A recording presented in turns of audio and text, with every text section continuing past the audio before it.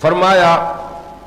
وَلِكُلِّ أُمَّةٍ جَعَلْنَا مَنْسَكًا لِيَذْكُرُوا اسْمَ اللَّهِ عَلَى مَا رَزَقَهُم مِّن بَهِيمَةِ الْأَنْعَامِ، ہر امت پر ہم نے قربانی لازم کی تھی۔ پہلی بات جیسے کہ روزے کے بارے میں فرمایا کہ اے مسلمانوں یہ نہ سمجھو کہ یہ تمہارے اوپر ہی کوئی بوجھ لادا جا رہا ہے۔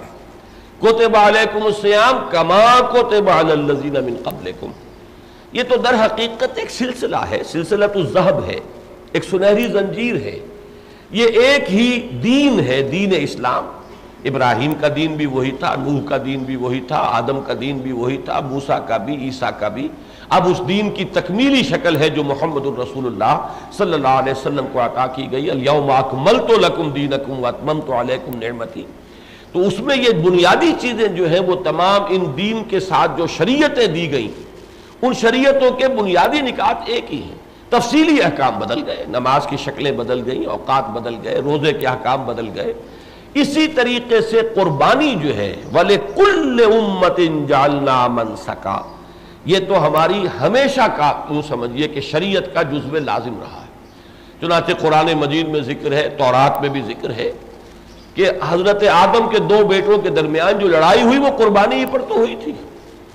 استقربا قربانا، جبکہ دونوں نے قربانی پیش کی، فتقبل من احدہما ولم یتقبل من الاخر، ایک کی قربانی قبول ہو گئی، ایک کی نہیں ہوئی۔ اور اس زمانے میں ایک شکل اللہ تعالیٰ نے یہ رکھی ہوئی تھی، انسان کا چونکہ ابھی عہد طفولیت تھا، ذہنی اور فکری اعتبار سے ابھی وہ بالغ نہیں ہوا تھا، تو ظاہری چیزیں اور خرق عادت اور معجزات کی بھی وہ شکلیں جو پہلے ہوتی تھی وہ زیادہ تھی، جبکہ نوع انسانی جب بالغ ہو گئی تو اب ان چیزوں کو اللہ تعالیٰ نے ان کا سلسلہ بند کر دیا، یہاں تک کہ معجزہ بھی اصل جو ہے وہ معجزہ مانوی دیا محمد الرسول اللہ صلی اللہ علیہ وسلم کو، یعنی قرآن حکیم۔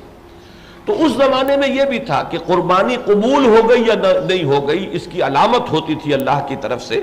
کہ ایک آگ جو ہے وہ اترتی تھی، کوئی شعلہ آسمان سے اترتا ہوا نظر آتا تھا، اور جو قربانی پیش کی جاتی تھی اس کو وہ بھسم کر دیتا تھا جلا کر۔ تو اس کے یہ گویا کہ قبولیت تھی اس بات کی کہ یہ اللہ تعالیٰ نے یہ قربانی قبول کر لی۔ اس طرح ان دو بھائیوں کے درمیان جھگڑا ہوا، ایک کی قربانی قبول ہو گئی، ایک کی نہیں ہوئی، تو پھر وہ جو مایوسی اور فرسٹریشن ہوئی اس شخص کو، قابیل کو، اس نے الٹا جو ہے اس کا رد عمل جو اس پر ہوا، تو اس نے کہا لَأَقْتُلَنَّكَ، میں تو تجھے قتل کر دوں گا، بجائے اس کے کہ اپنی کمزوری کی طرف متوجہ ہوتا کہ کیا سبب ہے۔ اور وہاں پر بھی حابیل نے یہی کہا تھا کہ انما یتقبل اللہ من المتقین، اللہ تعالیٰ تو قربانی قبول کرتا ہے متقین سے۔ تم غور کرو تمہارے کردار میں، تمہاری سیرت میں، تمہارے معاملات میں کوئی شے ایسی آ گئی ہے کہ جس کی وجہ سے اللہ تعالیٰ نے تمہاری قربانی قبول نہیں فرمائی، تو اپنی اصلاح کی طرف متوجہ ہو، بجائے اس کے کہ مجھ پر غصہ نکال رہے اور مجھے قتل کرنے کے درپے ہو گئے ہو۔ یہ میں نے اس لیے بیان کیا کہ معلوم ہوا کہ آدم کے دو بیٹوں کے ضمن میں بھی قربانی کا تذکرہ ہے،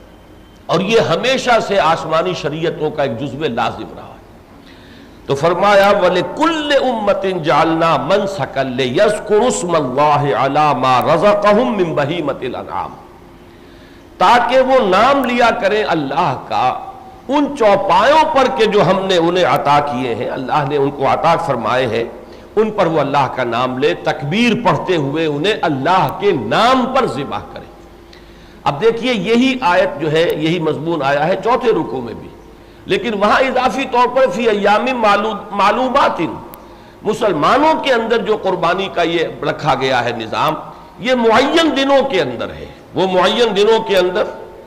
10 ذی الحجہ جب ہوگی تو وہاں پر منی میں وہ قربانی ہوگی، وہ معین دن ہو گئے، اگرچہ بعد میں بھی ہو سکتی، 10، 11، 12 یہ قربانی دی جا سکتی ہے، لیکن یوم النحر جس کا نام ہے بطور علم وہ 10 ذی الحجہ، وہی 10 ذی الحجہ کہ جو یہاں پر قربانی دی جائے گی، اگرچہ وہ قربانی بعد میں بھی 2-3 دن ہے، تو ایام معلومات ہیں، یہ معین ہے۔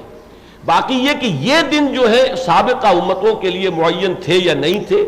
بلکہ یہ کہ یہود کی شریعت میں تو معلوم ہوتا ہے کہ بہت زیادہ زور تھا قربانی پر، ان کی عبادت گاہ کا نام ہی قربان گاہ تھا۔ وہ خیمہ جب وہ گھومے پھرتے تھے تو ایک خیمہ ان کے پاس ہوتا تھا، قربان گاہ کا خیمہ اس کو کہتے تھے، وہی عبادت گاہ تھی ان کی، وہی اجتماع گاہ ان کی ہوتی تھی، تو اس کا نام ہی قربان گاہ تھا۔